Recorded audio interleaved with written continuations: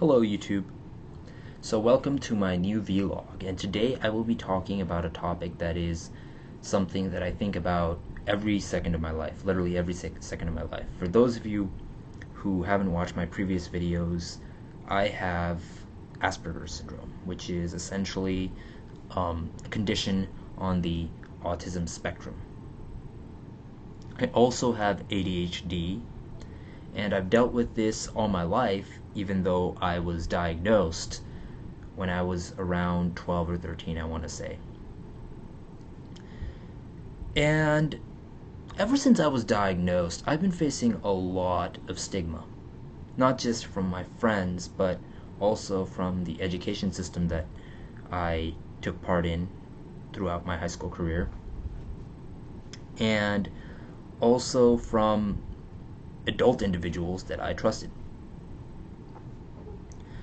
So I think that we need to start understanding why there is so much stigma. And this has to deal with the fact that people consider students with Asperger's, students with ADHD, students who have bipolar disorder, or any sort of quote-unquote disorder or condition as someone with a disability. And, we get told that it's okay to have a disability. It's okay to be disabled. It's okay. It's not the end of the world.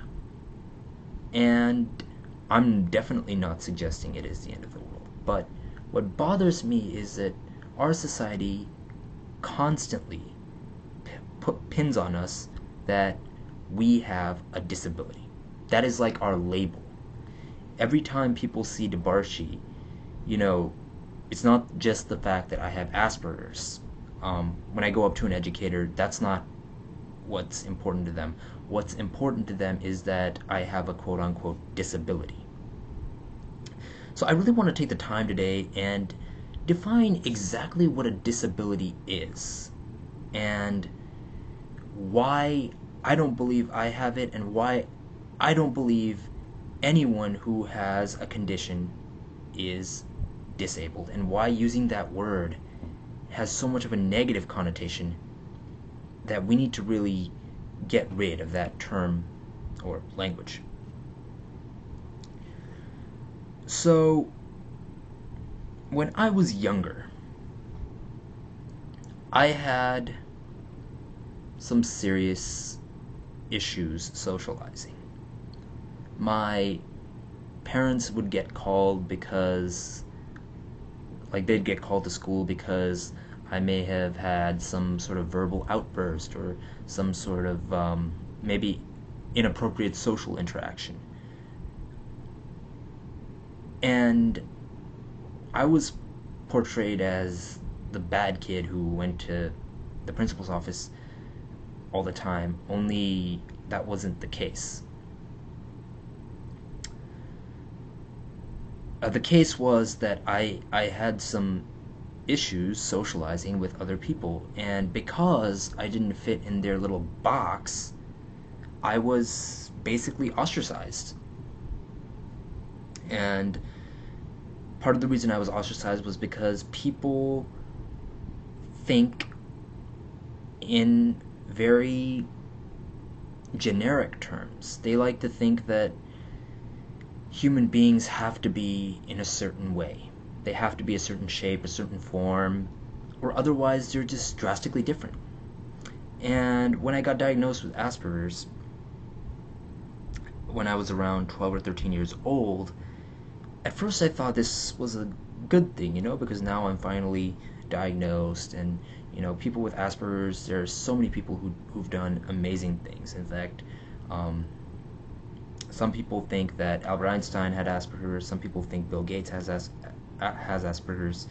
Some of the top people in the tech industry have Asperger's. There are a lot of people in Silicon Valley who have Asperger's, who work as programmers and whatnot, because their mindset is really fit for the Silicon Valley tech industry. So I thought that this was a compliment to me more than anything. But my education system didn't think that. I was actually very much controlled, especially throughout high school.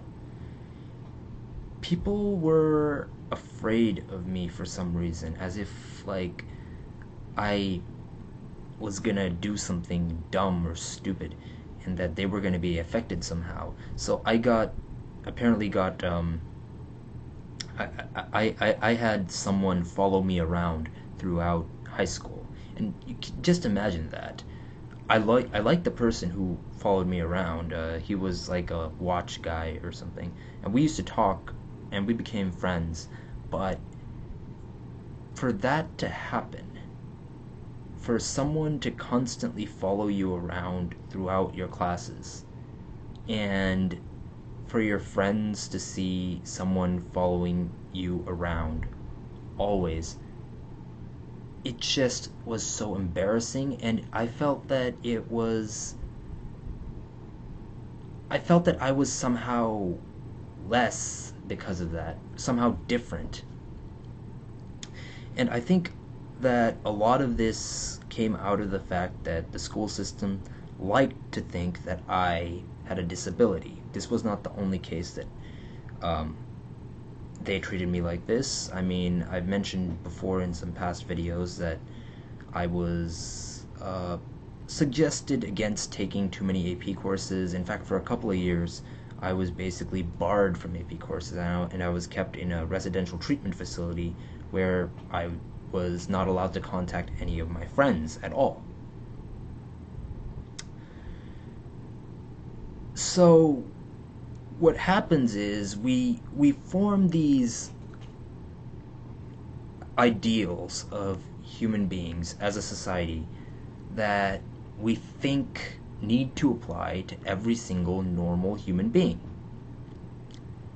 And we put them in a box, and anyone who goes outside of this box is suddenly different, is suddenly outcasted, suddenly weird, or suddenly disabled. And, you know, a lot of people say that having a disability is not bad, it can actually be really good. Well, having a quote-unquote disability is not a bad thing, but calling it a disability can be a bad thing, because what you're saying is you're disabled, and what that basically means is you're unable to do something. But that's just not the case. Having Asperger's, I struggle with social communication, but that doesn't mean I can't communicate with individuals. I have friends. I struggle with friendships, but I still have friends. I can talk, I can eat, I can, a lot of people think that I struggle with empathy. That's not necessarily the case either. I care about my friends and I love them very much. I have trouble seeing things from their perspective. I'm not like some form of sociopath who can't empathize with other people. But yeah. So when we use the word disability, we're actually portraying something negative. And we're defining a person by a label. This has gone on through my entire life, and only recently have I been able to like break through from this label. I gladly say that I have Asperger's, I gladly say that I have ADHD, but I'm not going to say that I am disabled, because when I say that I am disabled, I'm suggesting that for some reason I am any less than the people I went to school with, that I am different somehow. And yes, I am different, but in a good way. We all, as human beings, have differences, and that's why we can't put people in a box. But when we start putting people in a box, we start thinking that there is a normal human being when there really isn't. And we start ostracizing people, we start criticizing others, and we start getting this false idea that you have to be a certain way to be smart, to be socially capable, to be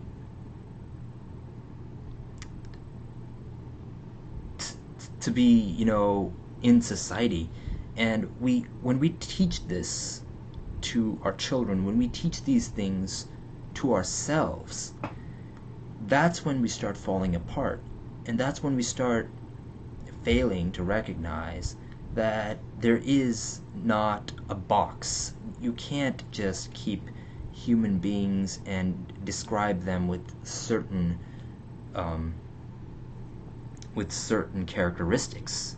You know, I'm not so good in certain subjects, but I am really good at, say, math, or I have a strong aptitude for computers and programming. Maybe the person next to me doesn't like math, isn't so tech savvy, but is really good at English, which I'm going to admit I'm not. And that's totally fine. Similarly, we can't just say that a person is unable to do math or science simply because they struggle in that class versus struggling in English or social studies or whatnot.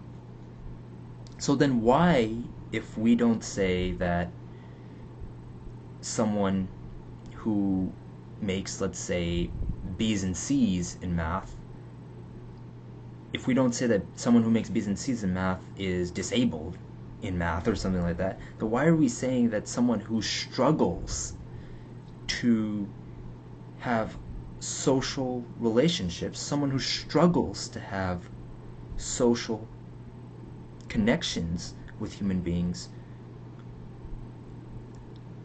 is disabled? Why are we saying that someone who has autism is disabled? Or any quote-unquote disorder or condition? When we say these things, we come out so negatively, and we discourage these individuals from wanting to do their best. It really depends from individual to individual, because I know that a lot of my life and a lot of my motivation came out of the fact that my motivation to succeed came out of the fact that I wasn't treated so well in society. I wasn't treated so well by my education system. But for many people, that's not the case. For many people, they require encouragement. They require motivation from their friends, their loved ones, and their teachers and peers and whatnot. And in order to get that motivation, we need to really encourage others to see autism and see these conditions like bipolar disorder and whatnot not as a disability, but we need to see them through a new perspective. We need to see them as someone who is different in a good way, someone who can adapt to his condition and potentially even take advantage of the fact that he or she adapted to his condition. Yeah, so that's really all I wanted to say. We need to stop using the word disability, because when we say that someone is disabled, we encourage them to think that they are less capable or incapable of doing something, when quite frankly that is not the case in most situations. I've seen many nonverbal students do things that I've never been able to do, quite frankly. I've seen many physically disabled students have a tenacity that I've never had. And I think it's wrong to just put people in boxes and have this idea that if you're not in that box, then you should be outcasted, that you should be treated differently, that you should be comfortable with doing less than what everyone else is doing. And you should tell yourself that, no, it's okay to go slow. Because it's not. It's not okay to go slow for that reason. If you want to go slow because you think that's beneficial for you, that's great. But if you want to go slow because people are telling you to go slow, if people are telling you to just crawl and be satisfied with crawling for the rest of your life instead of walk or run, then there's a problem. And you need to tell yourself that no, you do not have a disability. You have a condition. Your brain is wired in a different way. At least that's for me. I have autism, so. And only when you tell yourself that will you truly be able to find peace, and will you be able to find success. Thank you.